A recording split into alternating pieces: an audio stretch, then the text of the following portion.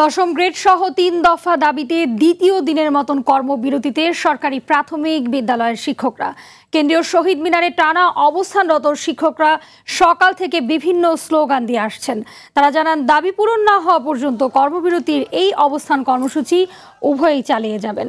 সোমবারের বৈঠকে ইতিবাচক সিদ্ধান্ত না আসলেও আরও কঠোর কর্মসূচি দেওয়ার হুঁশিয়ারি দেন তারা। এর আগে রোববার রাতে কর্মবিরতি স্থগিতের ঘোষণা দেওয়া হলেও মধ্যরাতে সেই সিদ্ধান্ত পরিবর্তন করে শিক্ষক নেতারা। আমাদের আজকে সরকার দীর্ঘদিনের লাঞ্ছনা বঞ্চনা দীর্ঘদিনের নিষ্পেষিত করার কারণে আজকে আমরা এই মাঠে এসে দাঁড়াইছি।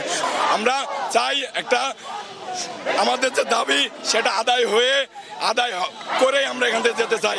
আমরা ওই সভাতে আমাদের আশানুরূপ যে ফলটা আমরা ওটা চাচ্ছি, যদি আমাদের আশানুরূপ ফল হয় তো আলহামদুলিল্লাহ আমরা সবাই যার যার অবস্থানে আমাদের বিদ্যালয়ে ফিরে যাব। কিন্তু আমরা যদি আমাদের কাঙ্ক্ষিত ফলটা না পাই তাহলে আমরা আর ফিরছি না, আমরা আমাদের দশম গ্রেড নিয়ে তবেই ফিরবো। দর্শক, এই মুহূর্তে কেন্দ্রীয় শহীদ মিনারে রয়েছেন সহকর্মী দীপ্ত চন্দ্র পাল, সরাসরি যুক্ত হচ্ছেন তিনি। দীপ্ত,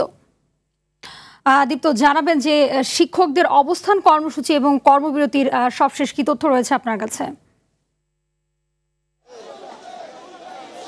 হাবিবা যেমনটি বলছিলেন, তার শিক্ষকরা কিন্তু কর্মবিরতি এবং যে অবস্থান কর্মসূচি সেটি কিন্তু 3 দিন ধরে পালিত হচ্ছে এবং কর্মবিরতি 2 দিন ধরে পালন করে যাচ্ছে এই শিক্ষকরা। গতকালকে যে সরকারি যে বৈঠক, অর্থ মন্ত্রণালয়ের সচিব এবং শিক্ষা মন্ত্রণালয়ের যে সচিবের সঙ্গে বৈঠক হয়েছে, সেখানে আশানুরূপ ফল না পাওয়ায় তারা কিন্তু এই কার্যক্রম চালু রেখেছে এবং আজকে বিকেল 4টায় শিক্ষকদের একটি প্রতিনিধি দল অর্থ সচিব এবং শিক্ষা মন্ত্রণালয়ের যে সচিব রয়েছে তাদের সঙ্গে বৈঠকে বসবেন এবং সেখানে শিক্ষকরা যে প্রতিনিধি দলটি যাবেন তারা তাদের যে 3 দফা দাবি, দশম গ্রেড বাস্তবায়ন সহ যে 3 দফা দাবি রয়েছে সেই প্রস্তাবটি অর্থ মন্ত্রণালয়ের সচিবের কাছে উপস্থাপন করবেন এবং উপস্থাপনের পরে আলোচনায় বসা হবে এবং সেই আলোচনা থেকে যদি ফলপ্রসূ কোনো সিদ্ধান্ত হয়, মানে যদি প্রজ্ঞাপন জারি করা হয়, শিক্ষকরা যেটি বলছেন যদি প্রজ্ঞাপন জারি করা হয় সেক্ষেত্রে তারা আসলে মাঠ ছাড়বেন না, তা না হলে এই আন্দোলন আরো কঠোর হবে বলে জানিয়েছেন তারা। যেমনটি বলছেন, এখন তো